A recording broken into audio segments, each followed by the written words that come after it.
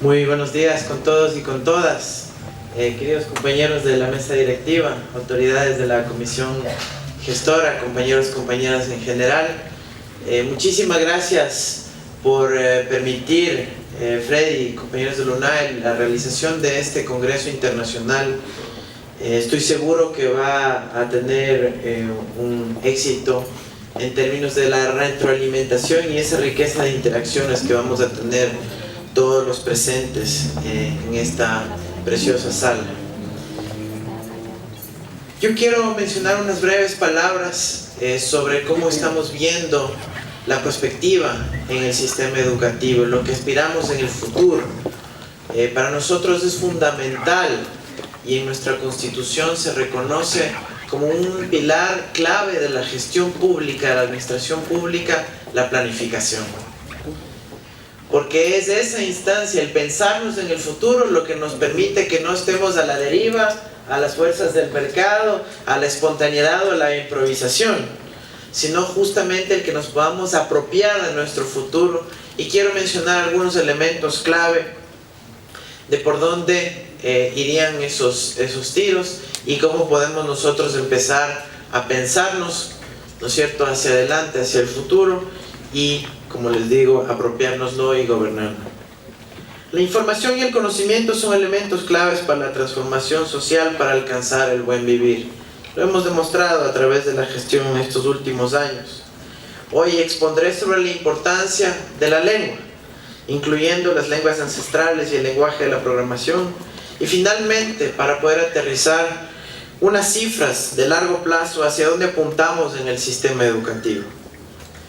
Una de las principales herramientas para transmitir el conocimiento, la información, son los idiomas. Sin embargo, muchos de ellos no están presentes en los principales canales de comunicación de la vida, como es, por ejemplo, la red, el Internet.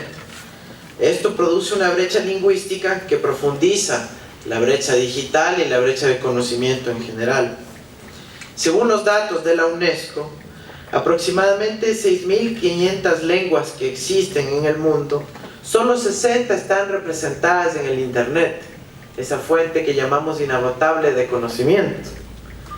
Y esta concentración de los idiomas se evidencia, por ejemplo, en los siguientes datos.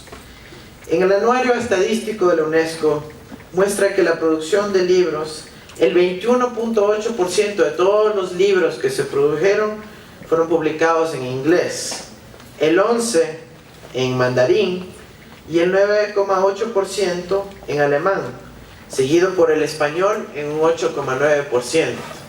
Vemos el acceso al conocimiento a través de este filtro que viene a ser la lengua y el idioma. En cuanto a la publicación de revistas especializadas, Ulrich Periodical Directory determina que el 45.2% son en inglés. De las revistas especializadas, el 45.2% son en inglés, el 11% en alemán, el 6.5% en chino. Ni siquiera está el español dentro del top 3 de publicaciones especializadas. Eso nos demuestra el acceso limitado que tenemos simplemente por el filtro del idioma a una serie de conocimiento especializado en el planeta. Las estadísticas de los idiomas de Internet indican que del total de páginas web, el 56.4% está en inglés, el 7.7% en alemán y el 5.6% en francés. Todo esto lleva a hacer unos cálculos que nos indican, ¿no es cierto?, con cifras de la UNESCO, del total de la información en el mundo, el 70% es producido en los siguientes idiomas: inglés, alemán, chino, mandarín, español, francés y japonés. Esto nos lleva a pensar que los idiomas desempeñan un papel especial en el acceso al conocimiento y en especial al conocimiento especializado, como lo indicamos. Estos datos muestran también que hay hegemonías lingüísticas que reproducen ciertas formas de pensar a través del léxico y la sintaxis. Un artículo publicado por Lee Shaver, académica reconocida en el campo de los estudios sobre derechos humanos, identifica 3 dimensiones del derecho a leer: la libertad, la capacidad de leer y la disponibilidad de materiales de lectura que involucran la accesibilidad, problematizando a los hablantes de idiomas minoritarios. Por ello, es importante contar con docentes especializados en la enseñanza en idiomas, y en especial del idioma inglés, como hemos visto su protagonismo en términos de conocimiento, carrera que sí será ofertada en la UNAE en el año 2016 y que proyecta cubrir buena parte de la demanda nacional de docentes hasta el año 2025. Por lo pronto, la meta equivale a una formación aproximada de 3.800 docentes especializados en enseñanza del idioma inglés acá en la Universidad Nacional de Educación. En las estadísticas expuestas anteriormente, el idioma chino, mandarín, es el cuarto idioma con mayor producción de información. Es importante mencionar su alto crecimiento en la producción de artículos y patentes. Por ejemplo, en cuanto al número de patentes, China tuvo un crecimiento exponencial, pues si comparamos entre el año 2000 y 2013, el número de patentes publicadas se incrementó en 13 veces más en ese idioma. Es decir, que en el año 2000 China tenía tan solo 15.000 patentes y en el año 2013 en idioma chino 212.000. Esto según las estadísticas de la OMPI, la Organización Mundial para la Propiedad Intelectual.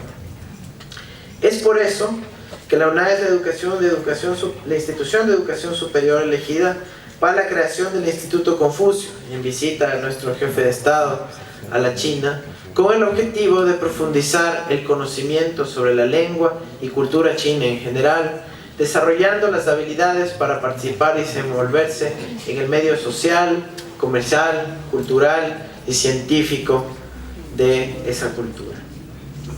Pero además de esto, el Ecuador es un país multilingüe, plurinacional, en el que conviven 14 nacionalidades con sus propias lenguas ancestrales, muchas de ellas en proceso ya de extinción debido a la intensa aculturación.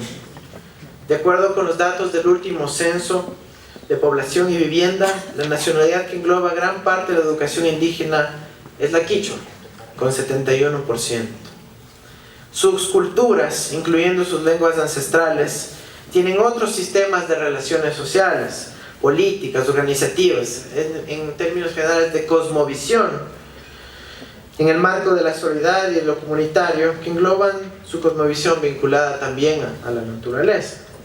A través del sistema de educación intercultural bilingüe, se busca preservar y respetar sus formas de convivencia, su ritmo de aprendizaje, su capacidad creativa y sus conocimientos ancestrales.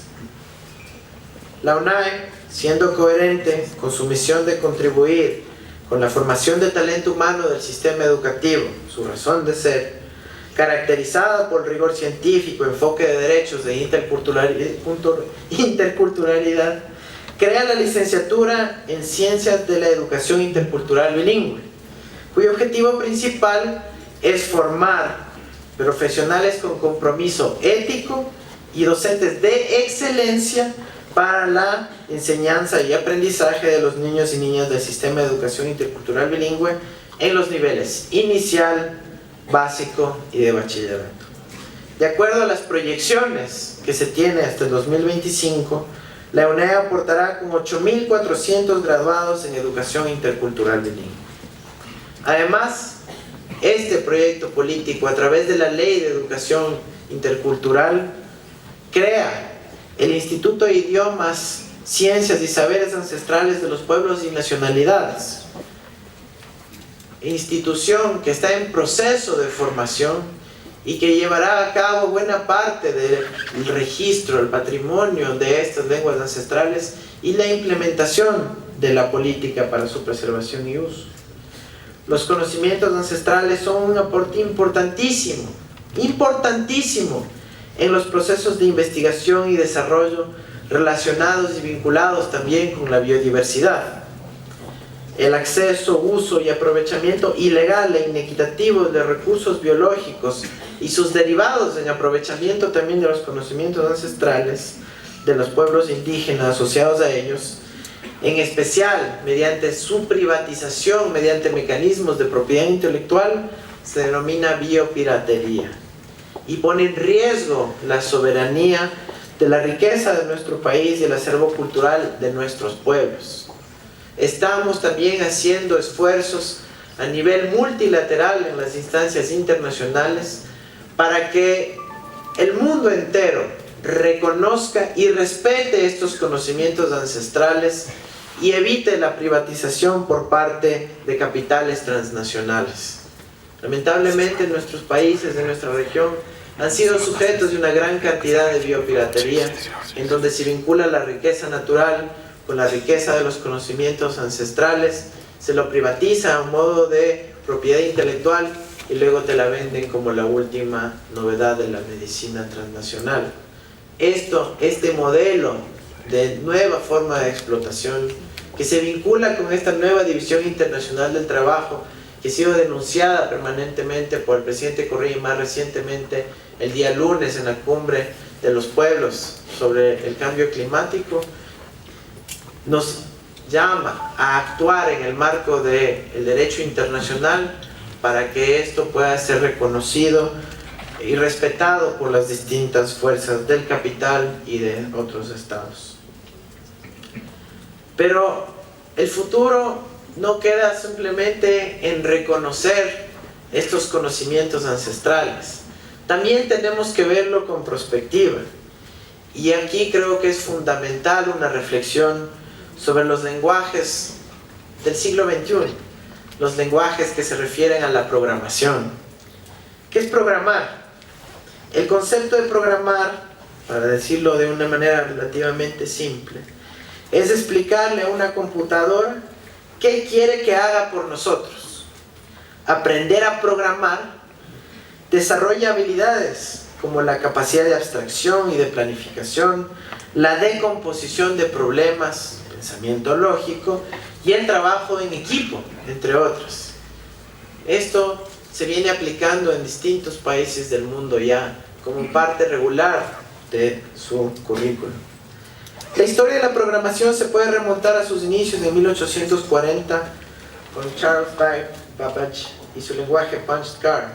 A principios de los años 50 se creó COBOL, el primer idioma específicamente diseñado para aplicaciones de negocios. También luego se crea Fortran y 10 años más tarde BASIC. Para el 68 se creó Pascal, un lenguaje de alto nivel académico, y posteriormente en los 80s aparece el C++, que muchos debemos conocer. En el 94 se crea Java, un lenguaje de programación diseñado para equipos portátiles y que, a pesar de no estar conscientes de ello, están presentes en todos sus bolsillos. Y a partir de los 90 se van desarrollando otros lenguajes de programación más conocidos como el HTML, SQL, ASP y distintas versiones más modernas como iniciativas recientes del MIT como Scratch. Sin embargo, la mayoría de nosotros somos tan solo usuarios de las tecnologías de información. Tan solo somos usuarios de las tecnologías de información y comunicación. Pero el reto no solo está en usar las TICs, está en poder crearlas, escribir estos idiomas, saber programar, anticipar o modificar lo que está ocurriendo. Es parte fundamental de la autonomía individual y de las soberanías nacionales en términos prospectivos. Y ese punto debemos llegar para aprovechar las ventajas del nivel cognitivo que nos deja la acción de programar en un computador. Aprender a programar es aprender a pensar en los términos del siglo XXI. Existen ya distintos software que permiten programar de modo más sencillo, de poder enseñar a programar a los niños más pequeños, en los más bajos niveles de formación inclusive. Y la programación de estos aplicativos fomenta además el aprendizaje creativo en familia, donde pueden estar involucrados los padres de familia, pero inclusive en donde ahora sean los alumnos, los estudiantes que enseñen a sus padres. La vinculación de novatos en programación, experimentación y el aprendizaje con datos, como se hace en el caso de la India. y la democratización de la programación de interacciones físico-virtuales. Aquí también hay que superar una serie de iniquidades que existen en la actualidad en materia de género, por ejemplo, donde básicamente a los niños les regalan la computadora y a las niñas les siguen regalando muñecas. Eso tiene que terminar. Tenemos que avanzar también hacia una equidad de género en estos conocimientos avanzados de interacción del siglo XXI. Ecuador ya ha avanzado en algo en esta dimensión. Implementó el Scratch Day, un lenguaje de programación desarrollado en MIT en colaboración con otros científicos, que permite crear de forma sencilla e interactiva historias, juegos y animaciones, y utiliza la tecnología como un medio para desarrollar la creatividad en los niños, que son ahora llamados los nativos digitales. El primer Scratch Day se realizó en marzo del 2015, dirigido a niños y niñas de 10 años de colegios privados y públicos a nivel nacional, y se capacitó a 2.600 niños de 8 a 12 años a nivel nacional. Aquí también hemos tenido un protagonismo a través de una colaboración institucional de la Secretaría de Educación Superior, de la Ciudad del Conocimiento Yacha y de las instituciones educativas. Quisiera cerrar con algunas cifras que nos hagan pensar cómo va a ser ese Ecuador del futuro en materia educativa. Seguramente ya Freddy, nuestro querido viceministro, también hablará sobre todo lo que esperamos, lo que se ha hecho y lo que esperamos concretar en materia de educación, pero yo voy a lanzar unos elementos justamente de prospectiva. Para considerar los escenarios en educación en el largo plazo, es necesario tomar en cuenta las dimensiones y los fenómenos que se relacionan con la misma. Es importante dibujar, imaginarnos en primer lugar una estructura con la que podría entenderse de manera general la educación.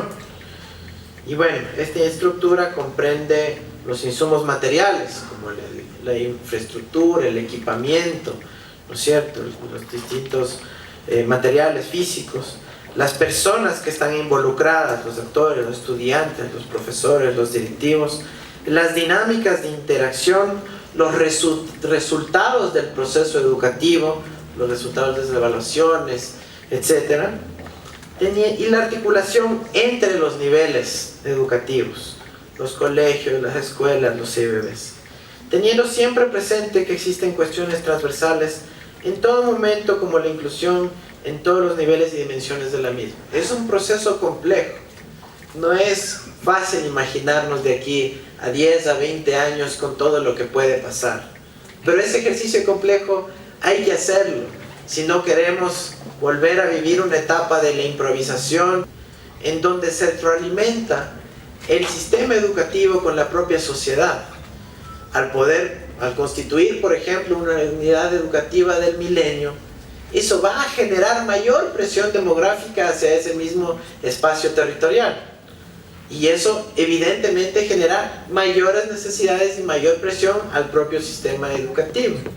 Entonces, esas interacciones, cuando están modeladas, nos permiten arrojar algunos resultados ya cualitativos. Tomando las proyecciones de crecimiento de la población, su estructura etaria en el tiempo, podemos visualizar algunos datos. El número de personas que demandarán el servicio educativo, tanto público como privado, al 2025 es de aproximadamente 5 millones de estudiantes. Y para este cálculo se consideró a las personas de 3 a 17 años, porque corresponde a las edades de los niveles inicial, de educación inicial, que tanto ha crecido en nuestro periodo de gobierno, como la de educación básica y bachillerato. Con estas proyecciones, y de acuerdo a la plantilla óptima, ciertos estándares del Ministerio de Educación, al 2025 el número de docentes que el sistema de educación demandará en educación inicial, 15.400. En educación general básica elemental, 59.600. En educación general básica superior, 25.600. En bachillerato general unificado, 23.700.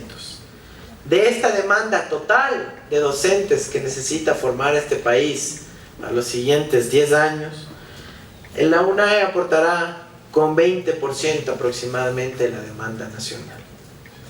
De acuerdo a sus proyecciones por carrera, la UNAE formará un total de 62.000 estudiantes en sus 6 carreras que existen: licenciatura en inglés, ciencias, educación especial, educación general básica, educación intercultural bilingüe y educación inicial.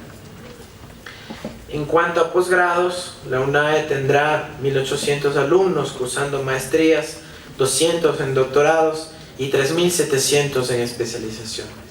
Estas proyecciones que vienen de ejercicios de planificación, como les digo, siempre podemos irlos ajustando, pero es importante que tengamos visualizaciones de nuestro futuro, porque eso es lo que nos permite gobernar. En cuanto a infraestructura educativa, al momento contamos ya con 55 unidades educativas del milenio, con más de 55.000 estudiantes, y al 2017 proyectamos poner en funcionamiento casi 300 nuevas unidades educativas del milenio. Pero eso es al 17. Y 8 años más tarde tendremos muchísima más infraestructura que necesita ser cuantificada, y ese es el ejercicio de planificación que se ha hecho en el Ecuador. Tenemos planificado por lo menos hasta el año 2021 la infraestructura a nivel de miles de unidades educativas, tanto a nivel de centros infantiles para el buen vivir, con su optimización territorial y demográfica, como de las unidades educativas del milenio. Reflexionemos nada más con estas proyecciones que tenemos en mente, que si los 12 gobiernos anteriores que precedieron a desde el retorno a la democracia, simplemente hubieran hecho lo que les tocaba hacer, no esfuerzos revolucionarios o transformaciones gigantescas, sino simplemente lo que tenían que haber hecho, nosotros hubiéramos podido dar ese salto aún mayor en la calidad educativa que estamos teniendo ya resultados, y no tener que, como lo estamos haciendo, tener que pagar esa deuda social de 12 gobiernos anteriores que no invirtieron como debieron haber invertido en que debe ser la prioridad de toda sociedad. Y esta deuda social, lamentablemente, todavía quedará pendiente en materia educativa. Solo el caso de la infraestructura nos denota el reto gigantesco que tenemos que hacer por ese abandono de 12 gobiernos anteriores desde el retorno a la democracia. En materia de calidad, no me voy a extender en esto, pero el Ecuador empezó un proceso de certificaciones y acreditaciones que nos permite ir garantizando parámetros y estándares de calidad, por ejemplo, a través de la acreditación con el bachillerato internacional. Para el 2017 se proyecta al menos 500 colegios públicos acreditados, y para los siguientes años aún más. Y este proceso de planificación vinculado a la calidad educativa forma parte esencial de ese gran esfuerzo que viene haciendo nuestro Ministerio de Educación, y que podremos contar ya con resultados en los próximos meses. Tiene que ver con este Plan Decenal de Educación hasta el 2025. Estos son los ejercicios que nos permiten apropiarnos del futuro, nos permite marcar la hoja de ruta claramente. De los resultados que hemos tenido de los segundo y tercer estudio regional comparativo y explicativo que administra la UNESCO a través de su oficina regional, nos muestran mejoras de resultados, donde ahora ya estamos al nivel del promedio de América Latina, pero jamás nos vamos a satisfacer con eso. Y el ejercicio de prospectiva implica también imaginarnos en ese primer lugar en América Latina y definir qué es lo que necesitamos hacer para poder alcanzar esas metas. Es un esfuerzo riguroso que, como les digo, no se logra con pura improvisación. También hemos creado en nuestro gobierno el Instituto de Evaluación Educativa. Este instituto que nos permite justamente poder medirnos, poder estar conscientes de la métrica, en qué fase estamos y cuáles son esos retos pendientes para avanzar. Desde el 2018 podremos ya contar con información de un comparativo internacional que es muy útil, muy práctico, de los estudios PISA, en donde Ecuador ya formará parte de esa comparación internacional.